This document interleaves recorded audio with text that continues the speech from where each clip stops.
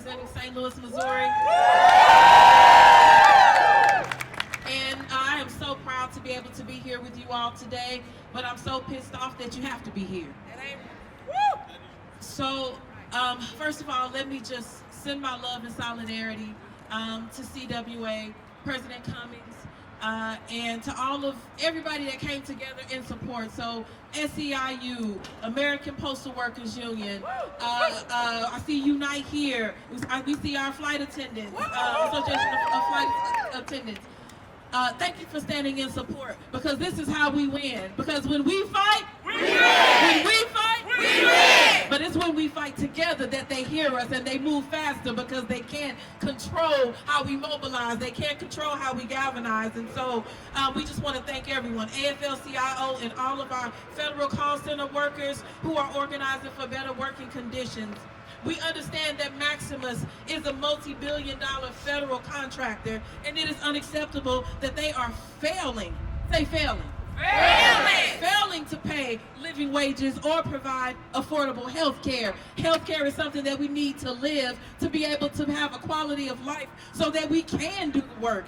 We know that Maximus workers are disproportionately Black and brown women, and we know that these women are the primary income earners in their homes. So as a Black woman, as someone who raised my 2 kids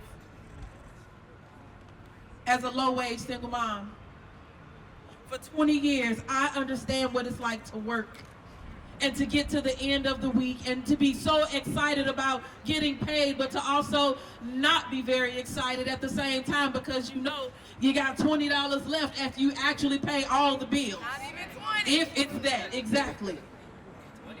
And that's if you make arrangements to pay some of the bills. I'm not even talking about paying the whole thing. Struggling to feed your family.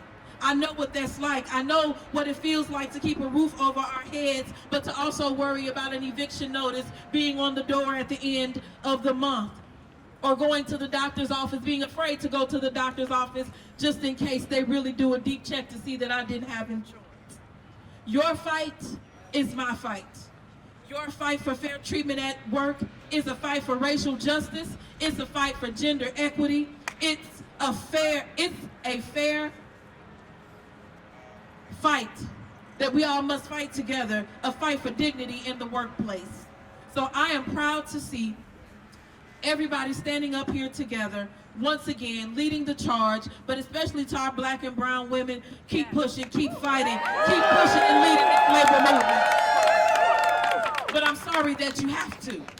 Everyone deserves to have a seat at the bargaining table, and everyone deserves to feel empowered to fight for equity in their workplace. So I join you today in urging Secretary Becerra and the Biden administration to take concrete action immediately and to follow through on its commitments to good jobs. They keep saying good jobs. We want good jobs for all workers, including our federal contract workers.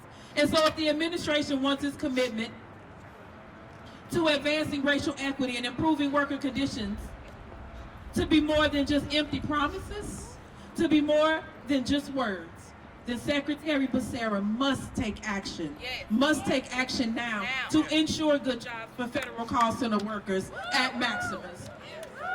And I'll say this, Secretary Becerra, we know he works hard, and so we want him to hear this. We want this to get to the heart of Secretary Becerra. So, and as an activist, as an organizer, as a congresswoman, and the proud daughter of a former union meat cutter, I want every single worker to know that I will continue to fight for the dignity, the safety, the security of every single worker. And I want you to know that I will keep fighting for yours and your well-being in the workplace.